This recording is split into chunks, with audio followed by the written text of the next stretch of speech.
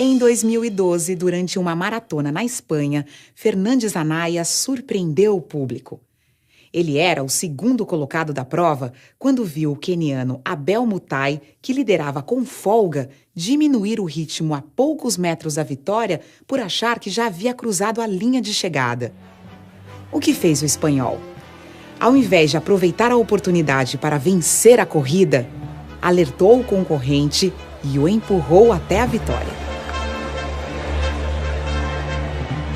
Um jornalista veio com o microfone e disse assim: "Por que você fez o que fez?" E o menino espanhol disse: "Fiz o quê?"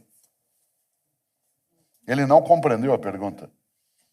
Ele tem valores de conduta em que essa pergunta não faz sentido. O jornalista insistiu, disse: "Mas por que o senhor fez isso?" Ele disse: "Isso o quê?"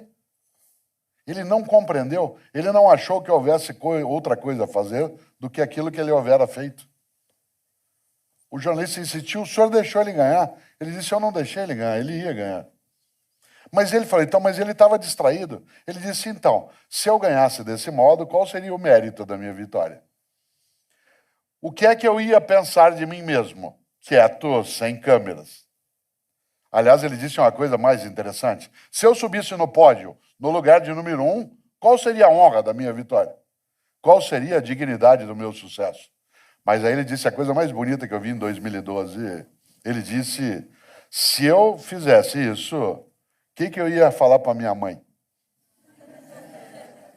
Sabe por quê? Porque a mãe é o último reduto que você não quer envergonhar.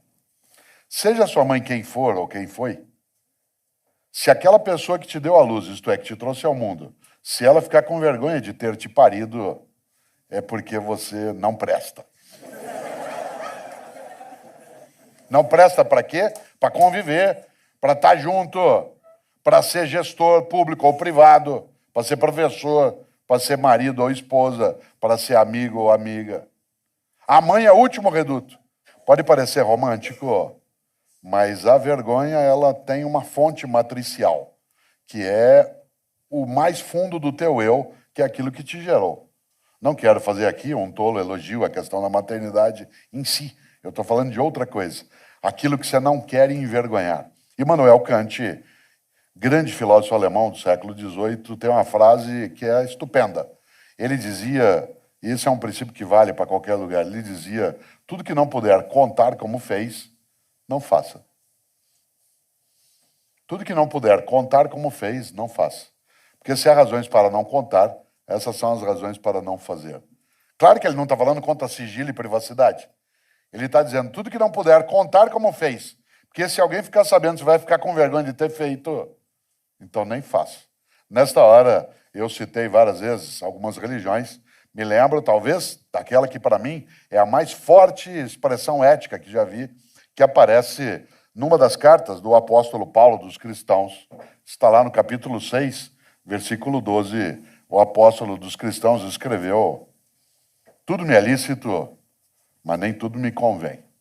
Isto é, eu posso fazer qualquer coisa, porque eu sou livre, mas eu não devo fazer qualquer coisa.